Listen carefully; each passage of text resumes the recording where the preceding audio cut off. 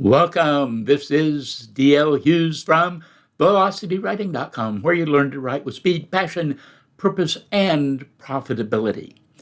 A sickly preacher's son writes dime novels.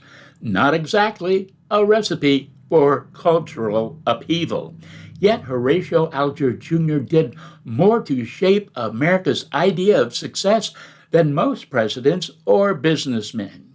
He deserves some attention. He wrote about 153 paperbacks, and sources say sales were over 100 million copies. In a world before social media, before television, before Hollywood, people devoured stories not on screens, but in dog-eared paperbacks. He wrote his books to inspire children, but adults devoured them too. Alger's tales of penniless boys clawing their way to respectability lit up imaginations like firecrackers in a dark barn. But here's the twist. Alger's own life? Well, nothing like the boys he wrote about. He was a minister who fled a concocted scandal. He had a book contract and sold millions of copies, but he never escaped poverty. So why did so many people find hope in his writing? Why do echoes of his stories still ripple through our culture today? Stay with me. You might see yourself in his pages. The myth of the self-made boy. If you're like me, you've lived with an ache from childhood, the ache of never being quite enough. Never smart enough, rich enough, never cared about enough. It's a human thing. It starts with us as children and usually stays with us a very long time. This ache gnawed at generations of young readers, especially in the brutal churn of 19th century urban America. And Horatio Alger Jr. served up the cure, stories of ordinary boys who rose above it all. Is it still a cure today? Well, the plots of most of his books were similar. A child had to sell newspapers or shine shoes on the street in order to eat. Then he did a good deed that attracted a mentor. Through hard work and the help of friends and the mentor, he claimed the place of dignity in society. Imagine being a shoeshine kid on the streets of Manhattan in the late 1800s.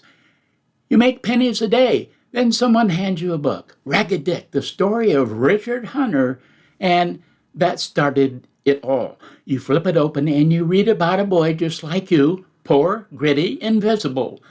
But Dick cleans up, saves a drowning child, and impresses a rich man who gives him a job.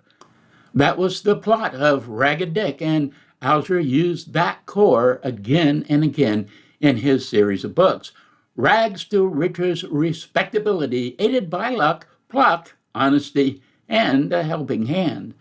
Beyond Ragged Dick, some of his other titles included Luke Larkin's Luck, Phil the Fiddler, and Jed the Poorhouse Boy.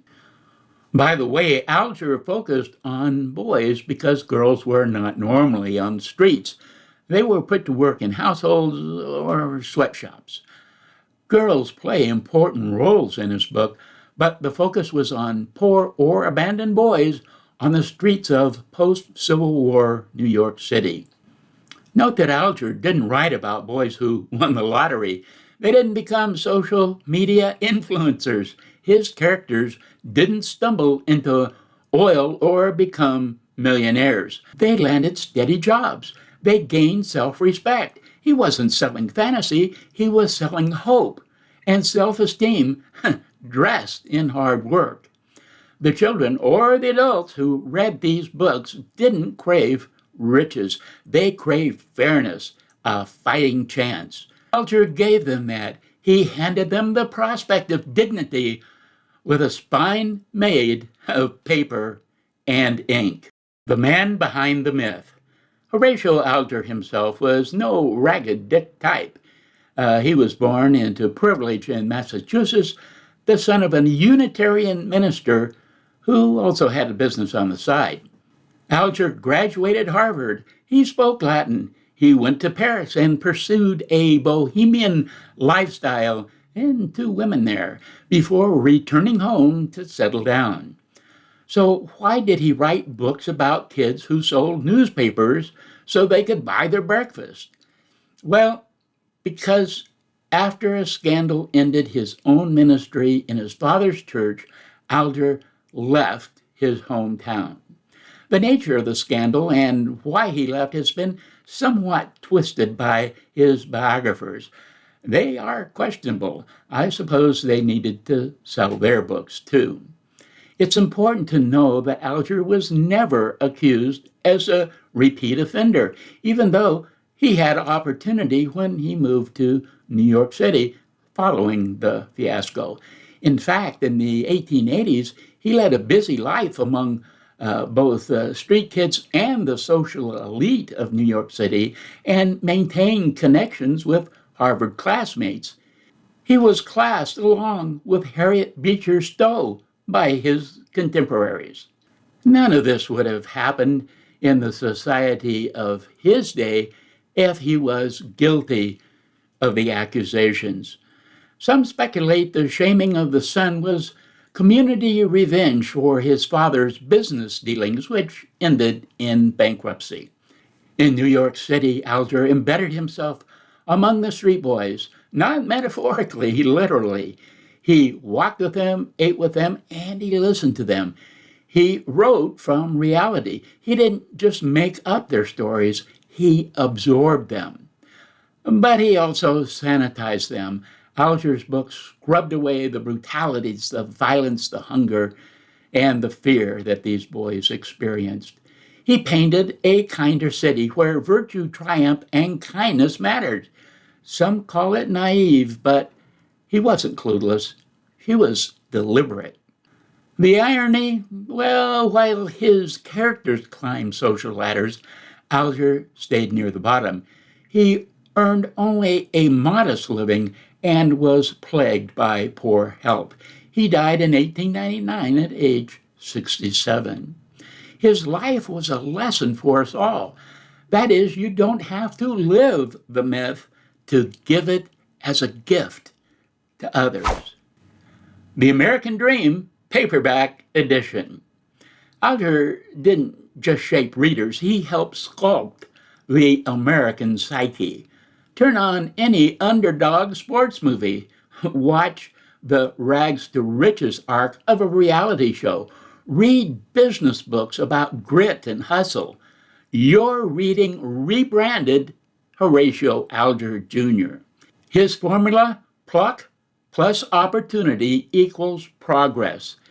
And it still powers how Americans view merit. He turned the dream of success from an aristocrat's inheritance into a kid's battle for achievement. Pluck is an old funny word, isn't it? It means determined courage in the face of difficulties. Writers need pluck. Alger's stories carried quiet warnings, too. Alger's boys always found a mentor, a businessman, a benefactor, a helping hand. He knew merit matters, but connections often make the deal. Sadly, Alger's dream didn't scale.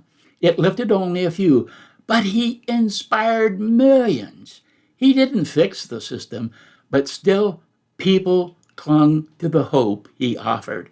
Why? Because those with pluck and luck are the overcomers, not the ones with critical attitudes and a sense of victimhood or entitlement. His lesson: stories are blueprints for action. They can build courage and inspire people to see what's possible. Play it forward. So, what do we carry forward from a forgotten novelist with a life-changing pen? We carry this: stories matter, especially the ones we tell ourselves. Here are ways to apply Horatio Alger Jr.'s legacy in your writing life. Write for the underdog. Focus your stories on characters who begin below the radar. Show their climb, Not their perfection, not their genius. Show their persistence. Give readers someone to root for, someone flawed and familiar. Ground your hope in reality. Alger's stories work because they promise dignity, not millions of dollars. Craft plots where effort leads to something important: respect, stability, community. Don't be afraid to show struggle. Let the light in. And then don't wait to be the hero. Be the helper. Alger's characters always had a mentor. Maybe your role isn't to star in the tale, but to encourage others. You may be the voice that tells a younger writer, you can do this. Encourage, uplift, pass the pen. Horatio Alger Jr. gave hope to those no one saw, and he did it from a modest room with modest means. You can do it too. Go to your keyboard and start now. Have a great writing day.